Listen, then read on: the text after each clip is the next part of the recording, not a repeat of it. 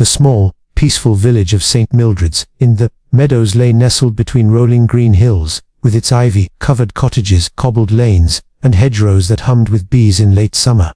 It was, to most eyes, the very picture of English tranquility, a place where nothing more alarming occurred than the vicar's bicycle losing a tire on the church lane.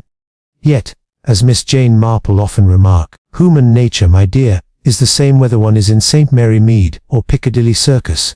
And so, even in St. Mildred's, beneath the charm and Sunday hats, lay secrets and little deceptions, some harmless and others, as would soon become clear, quite deadly.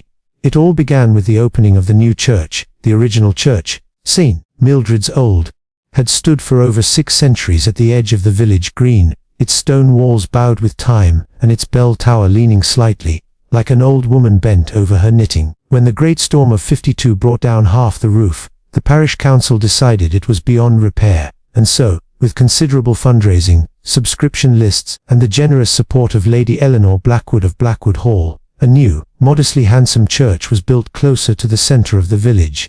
Miss Marple, visiting from St. Mary Mead for a fortnight's rest with her old friend Mrs. Lavinia Copley, was naturally invited to the dedication ceremony. "You'll love St. Mildred's, Jane," Mrs. Copley had written in her letter. "A dear little place, with kind people and the loveliest vicar, young, earnest, and frightfully modern. Though between you and me, some of the old guard don't take kindly to his innovations." Miss Marple smiled when she read it. She had encountered many such vicars in her day, full of bright ideas about youth groups and new hymnals, while their parishioners clung to the old ways with quiet defiance. She packed her sensible tweeds and set out by train, arriving on a brisk September morning, when the air smelled faintly of rain and wood smoke. The ceremony, the dedication of the new St. Mildred's, was quite the event. The whole village turned out, the choir in white surplices, the women's guild in their best hats, the Blackwood family seated proudly in the front pew. Lady Eleanor, a tall, stately woman in her late 50s, wore a dark plum suit and pearls, her gloved hands clasped elegantly over a programme. Beside her sat her husband, Sir Reginald Blackwood, a retired colonel known for his booming voice and short temper. Their son Lionel, a dashing man in his 30s, stood near the choir stalls, looking faintly bored. The vicar, Reverend Arthur Pritchard, conducted the service with enthusiasm that bordered on the theatrical. "Let this new church be a beacon of hope," he declared, his voice echoing beautifully through the nave. "A place of new beginnings, forgiveness and truth." Forgiveness indeed. Miss Marple heard a woman whisper sharply from behind her. Turning slightly, she saw Mrs. Beatrice Harper, a sharp-eyed widow in her 60s known for her tongue and her lace doilies. She was speaking to Mr. Clive Drummond, the local solicitor, a solemn man with a moustache and an air of perpetual discomfort. Miss Marple noticed the exchange, tucked it quietly away in her mind, and returned to the sermon. Afterwards, tea was served in the adjoining hall. There was much admiration for the new stonework and the stained glass window depicting St. Mildred herself, donated by Lady Blackwood. A few of the more traditional parishioners whispered about the cost, but publicly they smiled and congratulated the vicar. An uneasy atmosphere that evening, at Mrs. Copley's ivy-covered cottage. Miss Marple sipped tea beside the fire as her hostess chattered happily about the day's events. "Did you see the Blackwoods, Jane? Such generous people, though between us, I do think Lady Eleanor looks rather strained lately, and that son of hers, Lionel, is forever in London, so I hear. Something in the city, business or other." Miss Marple nodded, listening more than speaking. "And the vicar, Reverend Pritchard, seems a rather ambitious young man," she said gently. "Oh yes, full of energy, though some say he's too modern. You see, he's made all sorts of changes, sold off some of the old silver to raise funds, ordered electric lighting in the sanctuary, and there was that unpleasantness with the choir mistress." "Unpleasantness?" asked Miss Marple mildly. Mrs. Copley lowered her voice. "Well, it's only gossip, of course, but it seems he and Miss Lydia Kent, the new choir mistress, have grown rather friendly. She's a pretty young woman, perhaps 30, and lives alone at Rose Cottage. Some of the villagers say it's improper. Mind you, she's a dear soul, refined, well-spoken, and devoted to her music. But tongues will wag." Miss Marple stirred her tea thoughtfully. "Indeed they will, my dear Lavinia, especially in a small village. I've always thought gossip, though unkind, can sometimes hint at deeper truths. One must only learn to separate the chaff from the grain." The accident. It was 3 days later that the peace of St. Mildred's was broken. The vicarage stood not far from the new church, a comfortable Georgian house with white shutters, and a garden full of late roses. On that particular morning, a light drizzle had fallen, leaving the cobbles slick and shining.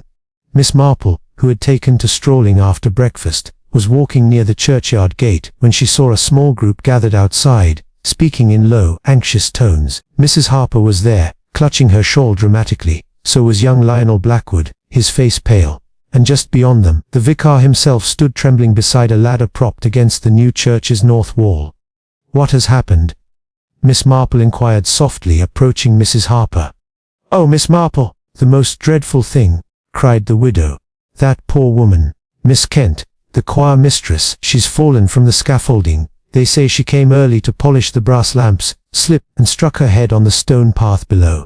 Dead instantly." Miss Marple's blue eyes widened slightly.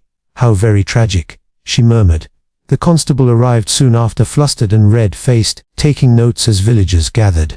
Reverend Pritchard, visibly shaken, explained that Miss Kent had offered to help prepare the church for Sunday service. He had been inside writing his sermon when he heard the crash. "She must have lost her footing," he said hoarsely. "The ladder must have been wet." "Yes, that's it, wet from the rain." "Oh, poor Lydia." Lionel Blackwood, however, said little. He stood off to one side, smoking a cigarette, his eyes dark and distant. Miss Marple observed him quietly. His reaction was not grief, exactly, but something colder, heavier, guilt perhaps, or fear. The whisper of doubt that afternoon, as the body was taken away and the constable made his inquiries. Miss Marple sat in the parlour at Mrs. Copley's, knitting silently while her friend read aloud from the local paper. "It says here it was an accident, Jane. The poor girl must have climbed up to dust the lamps and slipped." Miss Marple's needles clicked softly. "Yes," she said thoughtfully, "but I do wonder, Lavinia, why she was up a ladder alone on a wet morning, and without anyone to steady it for her." Mrs. Copley blinked. "Well, perhaps she was eager to impress the vicar. You know how dedicated she was." "Quite. Yet ladders, my dear, are treacherous things, and I've observed something rather curious. The ladder, when I passed, was leaning against the north wall, where there are no lamps to polish. Only the new stone plaques." Mrs. Copley frowned. "Why, so there aren't?" "Then what on earth was she doing there?" "That," said Miss Marple softly, "is precisely what I mean to find out." The inquest, held 2 days later in the village hall, was brief but uneasy. Reverend Pritchard gave his account, voice trembling with emotion. "She was a dear friend," he said, "devoted to her work. This tragedy, I can hardly comprehend it." The constable presented his findings. The ladder was intact, though one leg had been placed on uneven ground. The rain had made the cobbles slippery. Cause of death, fractured skull from the fall. Verdict, accidental death. Yet Miss Marple noticed the whispers. Mrs. Harper murmuring to Mr. Drummond, the solicitor, both glancing toward the vicar. Lady Eleanor Blackwood, pale and distant, sat very still, her eyes on the floor, and Lionel, the son, did not attend at all. Later, as the small crowd dispersed, Miss Marple paused to examine the church wall where the accident had occurred. There, near the base, she noticed something faint, a small smear of brass polish on the stone. But the nearest brass object was inside the church, several yards away. She looked up thoughtfully at the scaffolding still standing against the north wall. A fall, yes, she thought, but perhaps not entirely accidental. And with that quiet conviction, so familiar to those who knew her well, Miss Marple's investigation began. The following morning dawned grey and cold, with a faint mist curling over the meadows. St. Mildred's, still so new that its stone walls retained a faint scent of mortar, seemed strangely lifeless.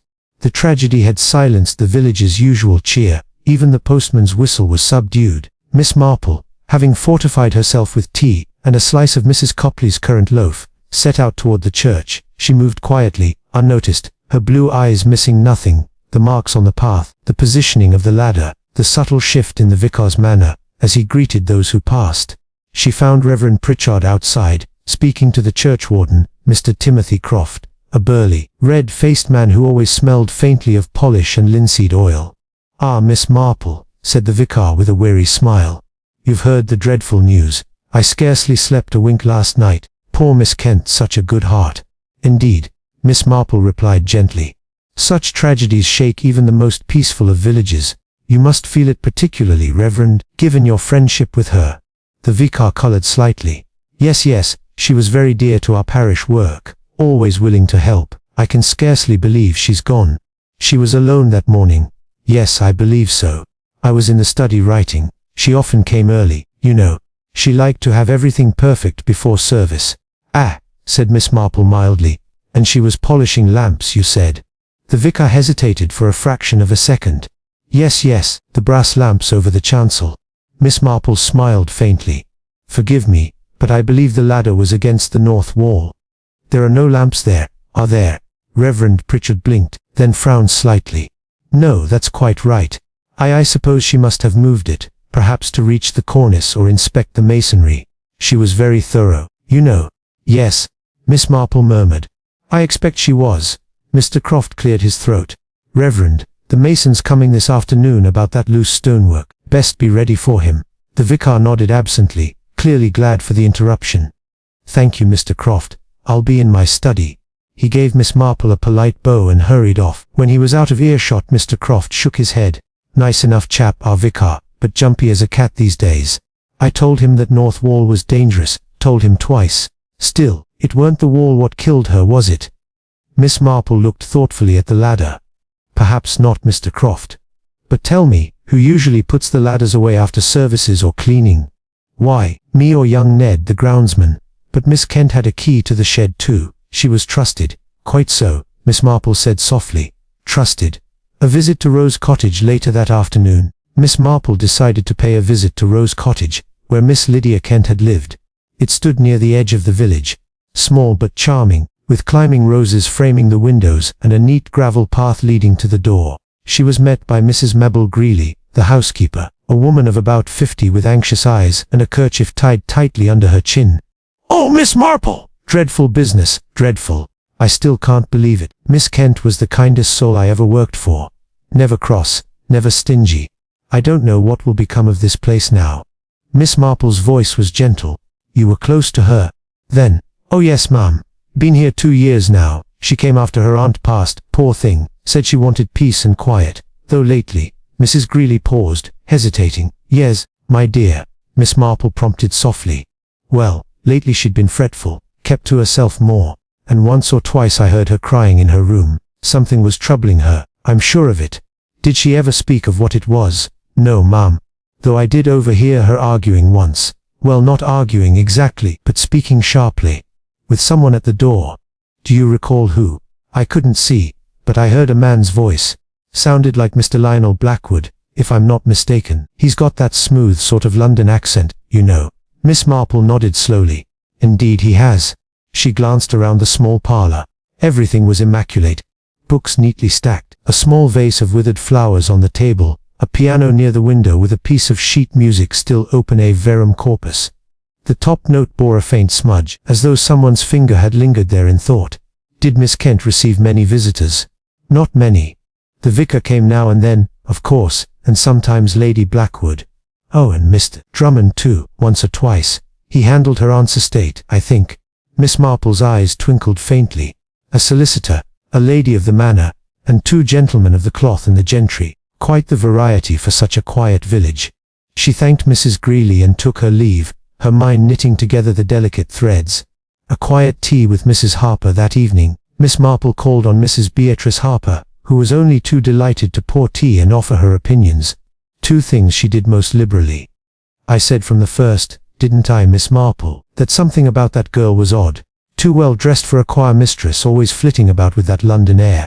Mark my words, she had secrets. Oh yes. Miss Marple smiled sweetly.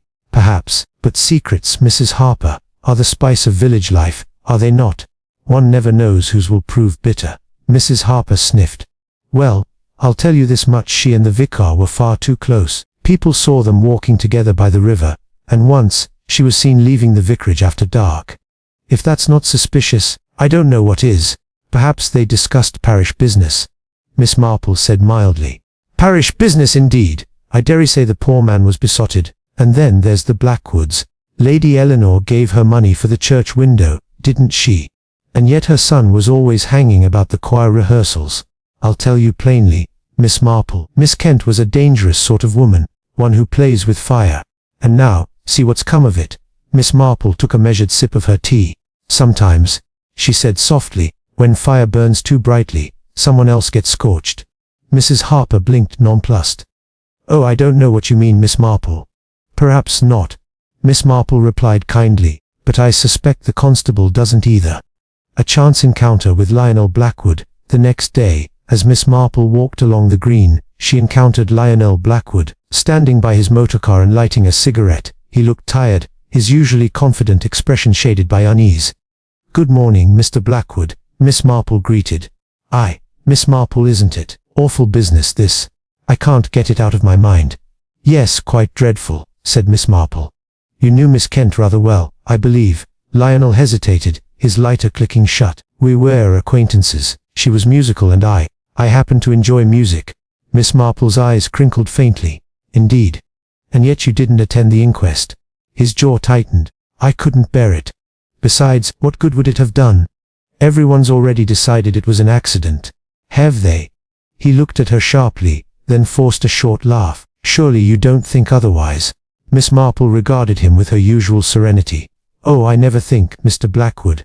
I merely observe, and I have observed that guilt sometimes hides behind indifference. He stared at her for a moment, then dropped his cigarette and crushed it underfoot. You're a shrewd woman, Miss Marple. Too shrewd, perhaps. I'd watch myself if I were you. Thank you, she said pleasantly. I always do. As he drove away, the smell of petrol lingered in the damp air. Miss Marple stood for a moment, her knitting bag swinging lightly at her side. Lionel's words had not been a threat exactly, but they carried the edge of fear, an unexpected revelation that afternoon. Miss Marple went to the church once more. Inside, the air was cool and smelled faintly of beeswax and stone dust. The mason, a cheerful man named Joe Barnes, was working on the north wall. Good day, ma'am, he greeted, fixing up the loose joints here. Poor young lady fell just beside this spot, didn't she? Yes, said Miss Marple softly. Tell me, Mr. Barnes, have you found anything unusual? He scratched his head. Funny you should ask. I found this wedged behind the stone ledge. He handed her a small piece of paper, creased and slightly damp. It was the torn corner of a letter, bearing a single line. Must tell her tonight, before it's too late. Miss Marple folded it carefully. How very interesting. That evening, she examined the fragment under the lamplight in Mrs. Copley's parlor. The handwriting was neat, masculine, almost certainly not Lydia's. She compared it to the vicar's signature in the church bulletin she had taken earlier that week. It was similar but not identical. A more elegant hand. Lionel Blackwood's, perhaps. Miss Marple sat back, her mind gently weaving patterns as her knitting needles clicked. Tell her tonight, before it's too late. Tell her what precisely? A visit to Lady Blackwood the following morning. Miss Marple called at Blackwood Hall, the great grey manor that dominated the landscape. She was received by Lady Eleanor herself, who appeared drawn and pale but maintained her gracious poise. Miss Marple, she said, with a faint smile, I've heard of you, of course, from Colonel Melchett, I believe. You have a rather remarkable reputation for observation. Miss Marple smiled modestly. One does what one can, Lady Blackwood. I only wish to understand how such a tragedy could befall your lovely village. Lady Blackwood's eyes softened. It was dreadful. Lydia was such a sweet girl. I was very fond of her. There was a pause. Miss Marple noticed the faint tremor in her hands as she poured tea. You seem troubled, Lady Blackwood. The woman gave a faint, brittle laugh. Who wouldn't be after what's happened? My husband is furious at the gossip. It reflects poorly on the parish, he says. And Lionel, her voice faltered. Lionel was very fond of Miss Kent, foolishly so. I fear she may have encouraged him. Miss Marple's expression was sympathetic. Ah, and perhaps the Reverend Pritchard also held her in some regard. Lady Blackwood looked sharply at her, eyes glinting. If you're implying, not at all, my dear. Only that affection when divided can lead to tragedy. For a long moment, Lady Blackwood said nothing. Then softly, she whispered. She was going to leave, Miss Marple. She told me so the day before she died. Said she'd made a mistake and wanted to begin anew. But now, she sighed. No, we shall never know what she meant. Miss Marple's knitting fingers paused. Indeed, she said quietly. Unless someone helped her along the way. That night, as the village slept, Miss Marple sat awake by the dying fire, her thoughts clear as crystal. A ladder on the wrong wall, a frightened vicar, a guilty son, a mother hiding something. It was not an accident, it was a puzzle, and Jane Marple meant to solve it. The next 2 days in St. Mildred's passed beneath a cloud of suspicion. Villagers spoke in whispers, avoiding the churchyard path where the tragedy had occurred. The autumn leaves fell faster now, rustling over the stone where Lydia Kent had met her end. To most, the case was closed, an unfortunate accident, but to Miss Marple, things seldom appeared so simple. Accidents, she reflected to Mrs. Copley one afternoon, are most inconvenient things. They rarely occur when people are content, but quite often when something must be hidden. Mrs. Copley, though fond of her friend, shivered slightly. "Jane, you make it sound almost as if someone pushed her." Miss Marple's needles clicked rhythmically. "Oh, I wouldn't leap to conclusions, dear. But there is a very old saying, 'Truth will out,' though sometimes it requires a little encouragement." A strange visit from the vicar that very evening. Reverend Pritchard called unexpectedly at Mrs. Copley's cottage. He appeared pale and distracted, his hands clasped nervously together. "Forgive this intrusion," he said. I wish to speak with you both. I cannot rid myself of the feeling that I might, in some way, be to blame for Miss Kent's death."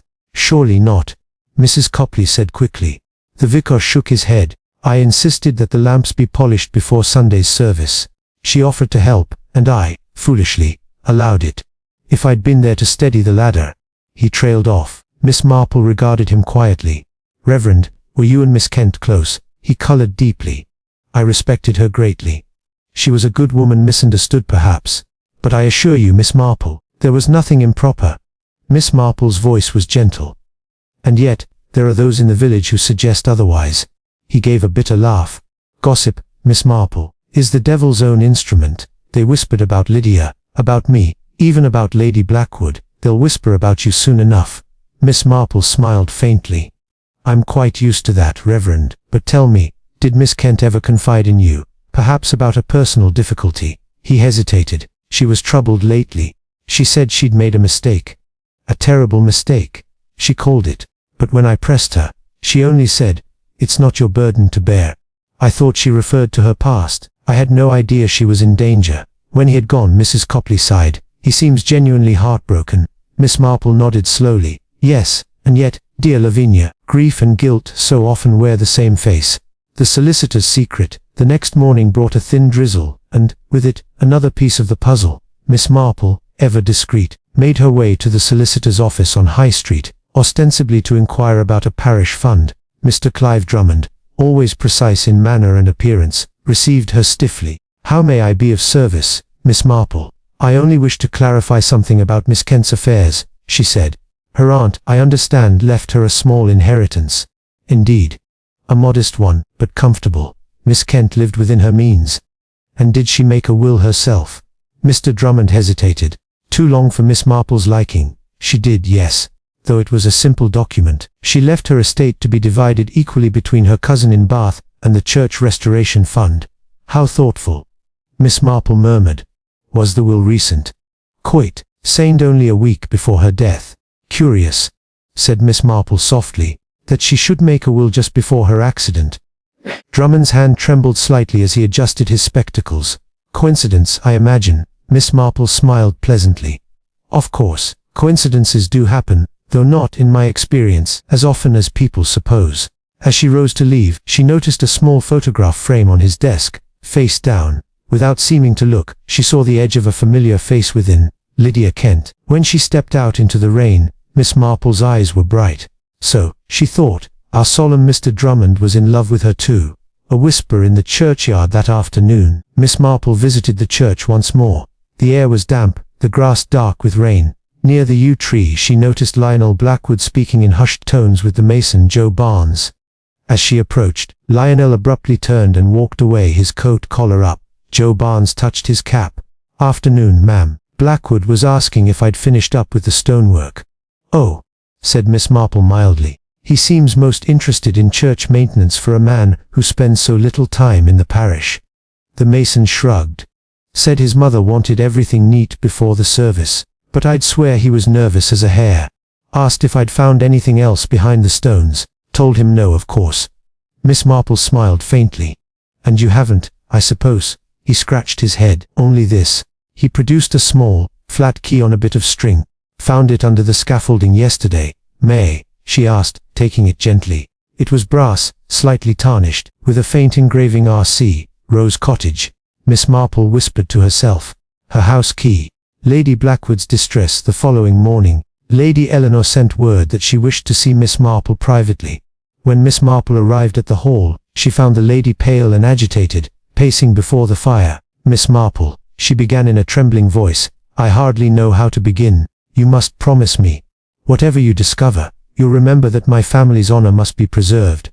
I promise to be discreet, Lady Blackwood. Miss Marple said calmly. The woman drew a deep breath. Lydia Kent came to me the day before she died. She said she could no longer bear the deceit. She told me Lionel had proposed to her, and that she had accepted, but then she discovered something. What sort of something? Lady Blackwood hesitated. I do not know, only that she said, I cannot marry him now. It would destroy too many lives. She begged me to forgive her. The next day, she was dead. Miss Marple was silent for a long moment. And your husband? Sir Reginald knows nothing. He believes Lydia led Lionel on, but her voice broke. I think she meant to end it quietly. She was a good girl. Miss Marple's gaze softened. Yes, I believe she was, and someone feared what she had learned. The false trail that afternoon, the constable arrived at Mrs. Copley's cottage with unexpected news. We've had an anonymous letter, Miss Marple. Says the vicar was seen quarrelling with Miss Kent the morning she died. We've had to question him again. How distressing, Miss Marple murmured. Too right. He denies it, of course, but the letter was clear. Said he was in love with her, and when she spurned him, he pushed her from the ladder. Miss Marple's eyes twinkled faintly. And do you believe it, Constable? He shifted uncomfortably. Well, he's the only one who could have been there. Everyone else has an alibi. Said Miss Marple, but I've always found alibis more dangerous than accusations. They can be manufactured, you know. After he left, she turned to Mrs. Copley. An anonymous letter, dear. That's the work of someone clever enough to divert suspicion, but not clever enough to realize that the handwriting will betray them. The discovery that evening. Miss Marple sat alone in the church, her small torch casting a gentle glow across the stone floor. The choir stalls were empty, the silence profound. She knelt near the north wall, where the fall had occurred, and traced the stones with a gloved hand. Something caught her eye. A faint scuff mark along the lower rung of the ladder, still stored nearby. It was no ordinary mark, it was the outline of a man's shoe, and the direction was wrong, as though someone had stood on the lower rung and pushed from beneath. Dear me, she whispered. That would explain quite a lot. As she straightened, she noticed the brass key she carried glinting in the lamplight. Acting on impulse, she crossed to the small vestry adjoining the church, and tried the key in the cupboard door. To her surprise, it turned easily. My dearest Lydia, I cannot bear the deception any longer. She suspects, and if she learns the truth, it will ruin us both. I will meet you by the church at 10 tomorrow morning. We must tell her before it's too late. Miss Marple's eyes flickered toward the signature. L. Lionel Blackwood. She replaced the letter carefully and closed the cupboard. Outside, the church bell tolled 8. The twist of the knife the following day. Gossip reached fever pitch. The constable, under pressure, prepared to arrest Reverend Pritchard. He had been seen, according to a witness, near the church at 10 that morning. But Miss Marple asked for one last chance to speak with Lady Blackwood. They met in the drawing room, where the afternoon sun fell across the polished floor. Lady Blackwood looked composed again, almost cold. Lady Blackwood, Miss Marple said gently, do you recall the morning Miss Kent died? Of course. You were at home. Yes, with my husband. Why do you ask? Miss Marple smiled faintly. Because your son was not. A flicker of alarm passed over the woman's face. Lionel told us he was in London. Indeed he did. But he was seen by Mr. Barnes at the churchyard that morning, and his handwriting, I fear, matches that of the anonymous letter sent to the constable. Lady Blackwood rose, trembling. You cannot mean. Lionel met Lydia that morning, Miss Marple said softly. She had learned something, perhaps that he was already married, or indebted, or involved in some deception regarding the church funds. Whatever it was, she meant to expose it. He could not allow that. They argued by the north wall. She climbed the ladder to hang a banner. He followed, pleading, and when she refused to forgive him, he pushed. The wet stones did the rest. Lady Blackwood covered her mouth. No, he wouldn't. Wouldn't he? And yet, who else could have placed the ladder there, or dropped her key? He sent the anonymous letter to divert suspicion to the vicar. But guilt, Lady Blackwood, has a way of whispering when we least expect it. A mother's confession. Tears welled in Lady Blackwood's eyes. He told me it was an accident. That she fell while he tried to help her. Oh, Miss Marple, what am I to do? Miss Marple's voice was very gentle. Tell the truth, my dear. The law may forgive, but conscience does not. The girl deserves peace. For a long moment, there was silence. Then Lady Blackwood nodded faintly. You are right. I will speak to the inspector tonight. Miss Marple patted her hand kindly. You are doing the only thing a mother can do. Save her son's soul, if not his reputation. That night, a carriage left Blackwood Hall in silence, bearing Lady Eleanor and her son toward the county police station. By morning the news had spread. The vicar was cleared. The village sighed in relief, half shocked, half satisfied. But Miss Marple, as she folded her knitting beside the window, merely said, "It is a sad thing, Lavinia, when love becomes possession. In such cases, the heart can be a far deadlier weapon than any knife." Mrs. Copley dabbed her eyes. "And all that, Jane, from a simple accident." Miss Marple smiled softly. "Yes, my dear. But as I've said before, accidents are only rarely accidental.